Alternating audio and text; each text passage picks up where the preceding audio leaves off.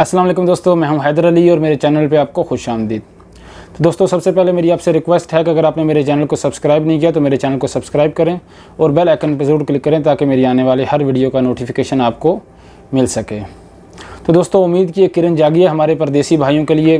कि 21 जून से हालात मामूल पर आ सकते हैं, यानी लॉकडाउन ओपन हो सकता है।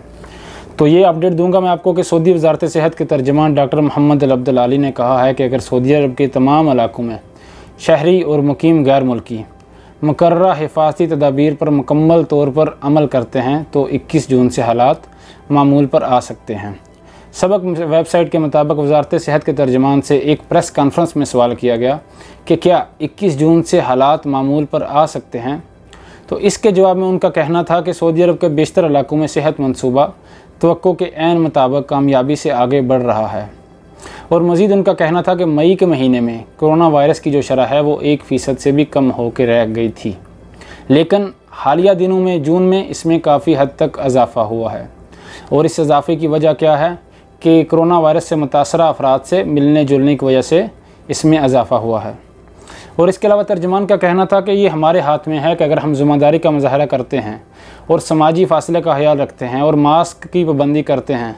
तो इसमें काफ़ी हद तक बेहतरी हो सकती है और मतलूबा नताइज हमें मिलेंगे। और दोस्तों, इसके अलावा वज़ारत सेहत ने नई मोबाइल ऐप का भी इजरा किया है ताकि लोगों को उनके करीब जो है केसेस हैं उनसे आगाह किया जा सके। वज़ारत की जानब से आगाही पैगाम के हवाले से भी नई मुहिम शुरू की गई है जिसे हमें आपका ख्याल है का इन्वान दिया गया है। तो दोस्तों, जो अगली अपडेट है कि वज़ीर-ए-आज़म के मावन हसूसिया ओवरसीज़ पाकिस्तानी जुल्फ़ी बहारी ने कहा है कि सऊदी अरब से पाकिस्तान आने के लिए जो टिकट्स हैं अब बराह रास्त पाकिस्तान की कौमी एयरलाइन से ख़रीदे जा सकते हैं। इसके बारे में उन्होंने एक ट्वीट भी किया है जिसमें बताया है कि PIA के जो टिकट्स हैं वो एक ही कीमत पर फ़रोख्त किए जाएंगे, किसी से भी ज़्यादा कीमत वसूल नहीं की जाएगी। ताहम अगर किसी से ज़्यादा कीमत वसूल की जाती है या ज़्यादा कीमत का मुतालबा किया जाता है तो इसके लिए उन्होंने शिकायत दर्ज करने के लिए एक नंबर और 3 ईमेल एड्रेस दिए हैं जो आप अपनी स्क्रीन पे देख सकते हैं। तो अगर मेरा कोई भाई जाना चाहता है या जा रहा है या जो अभी टिकट ले रहा है वो अपना एक्सपीरियंस कमेंट में ज़रूर शेयर कीजिएगा। तो दोस्तों, जो अगली अपडेट है कि सऊदी मजलिस शूरा के अरकान ने अजलास के दौरान वज़ारत अफरादी क़ुव्वत व समाजी बहबूद से दुकानों और बाकी जो तजारती सरगर्मियाँ हैं उनमें गैर मुल्कियों की मुसलसल मौजूदगी के बारे में भी जवाब तलब किया है।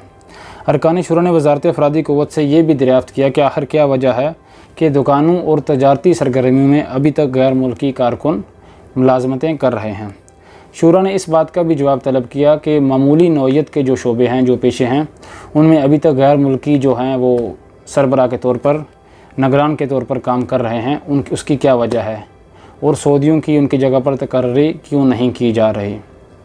तो दोस्तों, मेरी दुआ है कि अल्लाह ताला सब परदेसी भाइयों को अपने हिफ्ज़ ईमान में रखे। और अगर वीडियो अच्छी लगी हो तो वीडियो को लाइक कीजिएगा, शेयर कीजिएगा और मेरे चैनल को ज़रूर सब्सक्राइब करें ताकि मेरी आने वाली हर वीडियो का नोटिफिकेशन आपको मिल सके। अल्लाह हाफ़िज़।